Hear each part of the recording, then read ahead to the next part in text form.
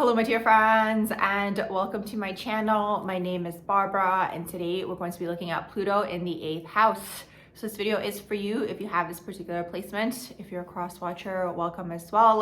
This video might also resonate for people who have Scorpio in their 8th house as well. So Pluto in our natal charts deals with a crisis moment, maybe some sort of trauma. It deals with an area where maybe we have felt powerless in the past, and now we kind of go through this intense experience. I call it the pendulum swing. You go from this extreme into that extreme, and eventually you neutralize somewhere in the middle, and at that point you have now reclaimed your power back. So Pluto energetically is the god of the underworld. Is dealing with the fears, the subconscious. It could be the area that you hide about yourself as well, because it is hidden, that Plutonian energy, which is ruled by Scorpio. You guys have Pluto in the 8th house. It is in its home here. So the 8th house deals with sex, death, rebirth, joint finances, taxes, the occult, the hidden things about society, the taboo things about society, the dark side of society. So when you guys have Pluto going through that 8th house, usually something that happens for these individuals is when they're young, there's some form of internal crisis, some sort of traumatic event that takes place that kind of takes you guys into cognitive dissonance, where it's like your external world is not matching your internal world. Now this can manifest many different ways, but because of this dissonance moment that takes place, you guys kind of go out of body. I actually have a video on this called The Connection Between Trauma, Cognitive Dissonance, Spiritual Awakenings, and Your Psychic Gifts and Abilities. So with that being said, because you guys kind of shoot out of body through this traumatic experience, your psychic gifts and abilities now come online, making you guys super intuitive, maybe even psychic. If you guys were to sit down and practice this energy, you guys could really go into the intuitive aspect of things, actually being psychic, maybe even mediums. The 8th house does deal with mediumship as well. So this traumatic crisis event that could have taken place could have been many things. Maybe it was abuse. Trigger warning, I will be mentioning some dark things here and there. So if you're not comfortable with that, definitely click off now. But it could have been some form of abuse. Maybe it was violence, maybe it was death around you, maybe it was sexual abuse. It could be any of these things within this world, anything that is 8th house like.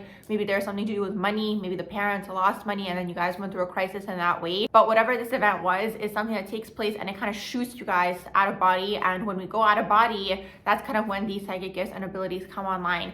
Now what I will say, I do have a few videos on psychic gifts and abilities. Actually, you guys can check those out in my metaphysical playlist.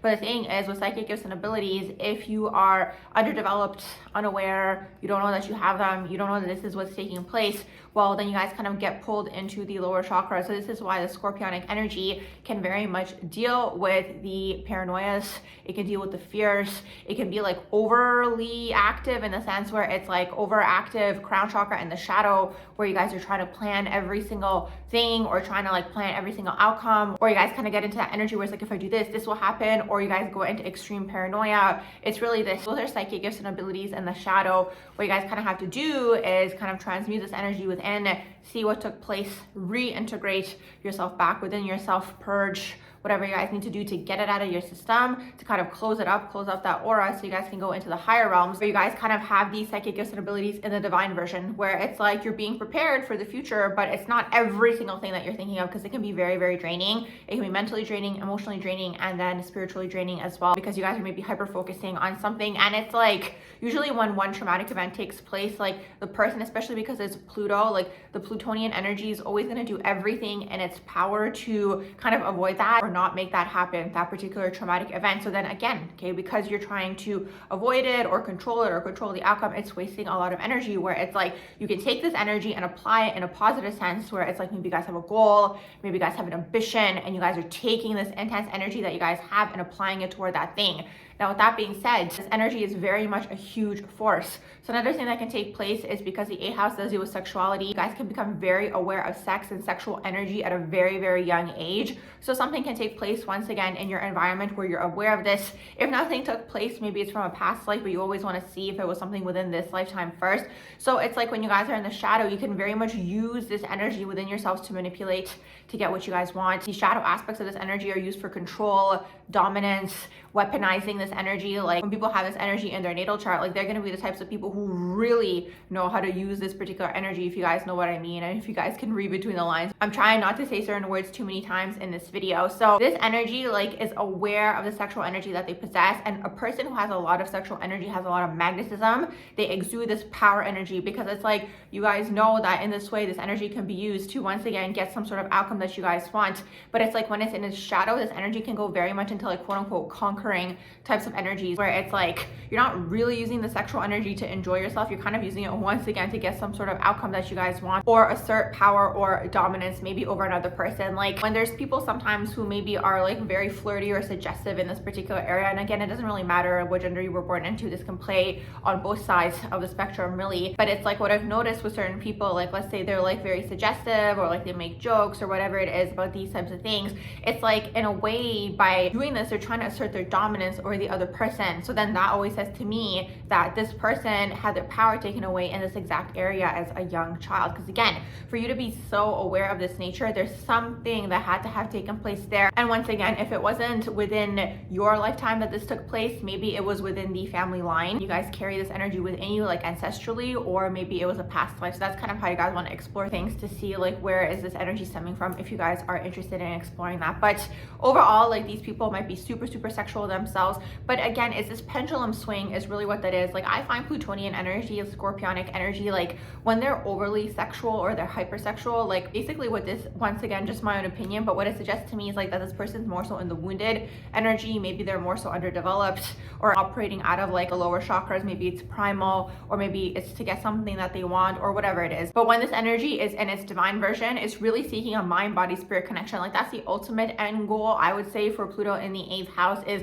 kind of seeking that mind, body, spirit connection. But at the same time, like because it's Pluto, you might fear it at the same time. So maybe that's why you might go into these hypersexual, overly active sacral chakra tendencies. It could be this. So it's that pendulum that I tell you guys about in these Pluto videos. Overall, Pluto is a pendulum swinging. It goes from this extreme into that extreme, and then eventually it neutralizes somewhere in the middle. So it's like what ends up happening is like when you're younger, the power gets taken away from you in this particular area. Maybe it was even death, or just like extreme loss, or just like extreme things could have taken place when you were younger. And as you grow and as you go through this internal like changing and healing process, and it's really alchemical. Like I find that with the Plutonian Scorpionic energy, it's not something that's happening consciously. It's happening more so energetically for the person to go through this whole change and transformation, and then eventually you guys get into that Phoenix rising state.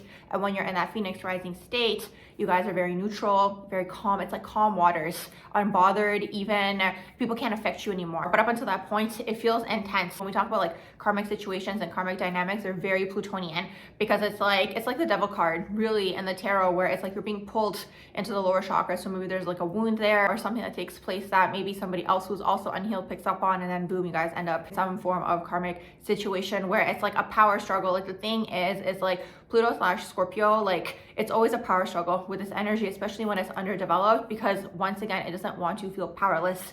It's important to understand that like Scorpionic energy, Plutonian energy is self-preserving, is really what that is. So for you guys, it's in that 8th house. So you guys are really trying to preserve yourselves in all 8th house types of things. Now with that being said, this energy could be celibate for long periods of time or abstinent. But once again, even if you're in that energy, maybe it's coming from some form of control. Not always, not necessarily, but you always want to see the intention and why you're doing what you're doing. So like this energy is always going to be an overall focus within your lives. The 8th house also does deal with inheritances.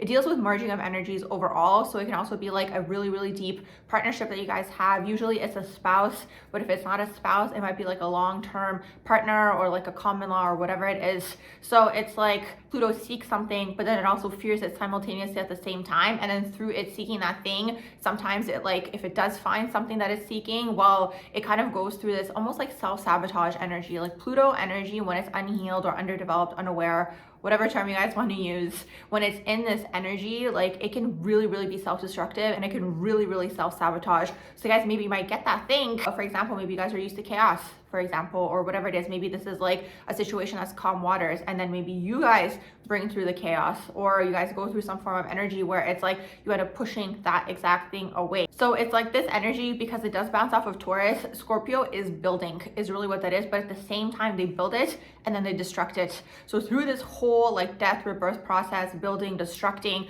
change, you're really ultimately trying to figure out who you guys are. Ultimately, at the end of the day, Scorpio 8th house energy, Pluto in the 8th house, like this energy can be very possessive. This energy can be very much like fearing betrayal and these types of things. So it's like a lot of these issues might come up for you guys through, let's say, deep, intimate relationships, because that is what the 8th house is. Okay, so these things might come up for you guys. And again, it's kind of like that energy where you guys might push these things away, but also deeply, deeply seek it at the same time. So it's a struggle, this energy overall, because you guys could go through this like phase where it's like maybe you're really involved with people, seeking maybe that person that you guys want that mind, body, spirit connection with, but at the same time, maybe you guys might go into the energy of spending extended amounts of time alone and in isolation as well. But ultimately, you guys are seeking something higher is really what that is in terms of these intimate and deep relationships. Now keep in mind, the overall Scorpio energy can deal with manipulation, usually emotional manipulation with Scorpio energy, and it's always covert. And another thing also for this particular energy is like you guys might have maybe certain fantasies. Can't say the word again, I've said it a lot of times in this video, so you guys can read between the lines.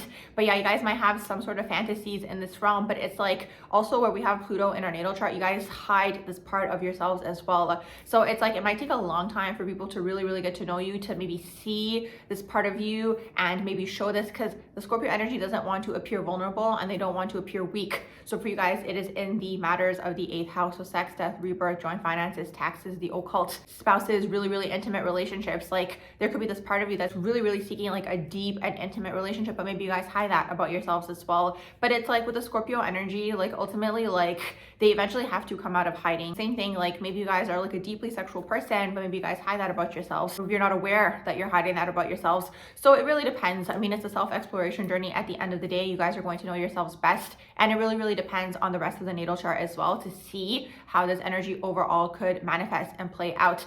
But something important to keep in mind with the 8th house overall, because it does deal with other people's money as well, and just like money and like the energy of money, the whole thing with this energy is like Pluto in the 8th house can really find themselves in like tricky and sticky situations when it comes to money. Like all of the lower aspects of society, things like gambling, drug dealing, get rich quick schemes, like that's very Plutonian, that's very 8th house like. So when you guys have Pluto in the 8th house, you might find yourselves very attracted to these types of jobs or roles. But again, you guys could hide this about yourself as well. Maybe you guys are involved in these things and people around you have no idea, for example. Now it's really interesting because like with Scorpio energy, what I've noticed is like Scorpio deals with karma in its own way, because like the Scorpio energy is always trying to manipulate the energy on this plane. So with them trying to manipulate the energy, that's how they end up in like get rich quick schemes or like all these lower versions of society in terms of getting money. And it's like it's Pluto at the end of the day. So a lot of the time what happens is like, first of all, easy come easy go. So when you get it really fast, you might also lose it really fast, like in terms of like gambling, for example. You guys might get addicted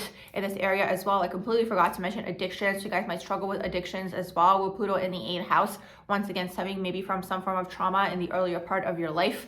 So it could be this, it could be in general like trying to manipulate and trick the energy on this plane to get money fast. But it's like at the end of the day, this plane is very Saturnian, at least from what I've observed. Okay, we're kind of operated by Saturn down here. So the thing is, in like the higher planes, and like because Scorpio is a spiritual sign, in the higher planes, all these things that Scorpio believes are true, like all the spiritual signs from Scorpio onwards, at least the way that I see it, is like all the things in terms of energy and energy work and manifestation is true in the higher realms. Down here, not so much. So we kind of have to look at the plane and see what gets rewarded down here. And like if you act in accordance with the plane, that's how you guys can apply the Scorpio energy. Like let's say you have super intense obsessive energies about you guys can apply toward a goal, and you guys can get your money this way by kind of going in accordance with the plane. But trying to cut those corners, you guys might waste a lot of time.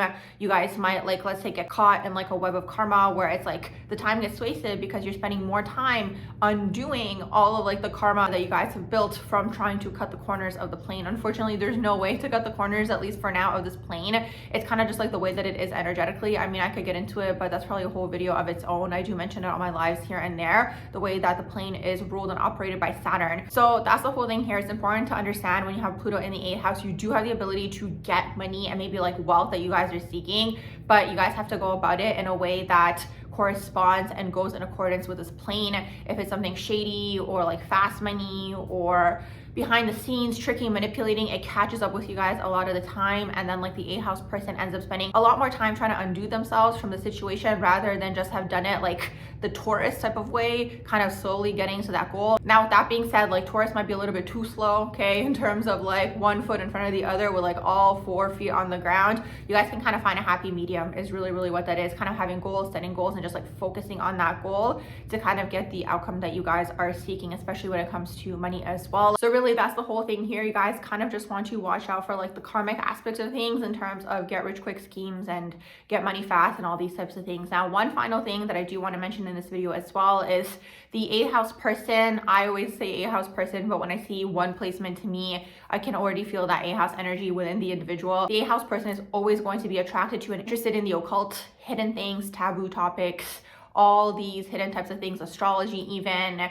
esoterica, mysticism, like that is all 8th house energy. So you guys might find yourselves very interested in these topics, and having Pluto in the 8th is going to give you guys that investigative type of quality, especially if you guys are super passionate about a topic or super like into it. You guys really could become very powerful healers. That's the whole thing with Pluto in the 8th house. It's like through this crisis, wherever anyone has Pluto in their natal chart, for you guys it's in the 8th house. Through this crisis moment that you guys go through, once again, the power was taken away from you, whatever it was, something that was intense in the earlier part of your life. Eventually, you guys reclaim your power, and through this whole process, you guys get into that Phoenix rising state, and then you guys are able to assist other people on their journey, or people who are maybe in similar situations as you, and kind of help them along as well. I would say that that's like the divine version of this energy when you guys kind of go through this whole change and transformation. Now, what I will say, because it is Pluto, it's going to be hidden once again. So it's like you guys might go through this whole change and catharsis, and even like the intensity of things that you guys go through, you guys might talk about it after you've kind of like transmuted it within and kind of come to some form of understanding of what has taken place, because it's like Plutonian energy, Scorpionic energy never wants other people to tell them things about themselves that they haven't uncovered yet. That's why it hides, and while it's hiding, it's trying to kind of discover what's actually happening there beneath the surface. And after this entire process, you guys kind of end up in that Phoenix rising state where it's like now maybe you're helping others, motivating others, inspiring others, however it may manifest. So with all of that being said, I'm going to wrap up this video here on Pluto in the 8th house.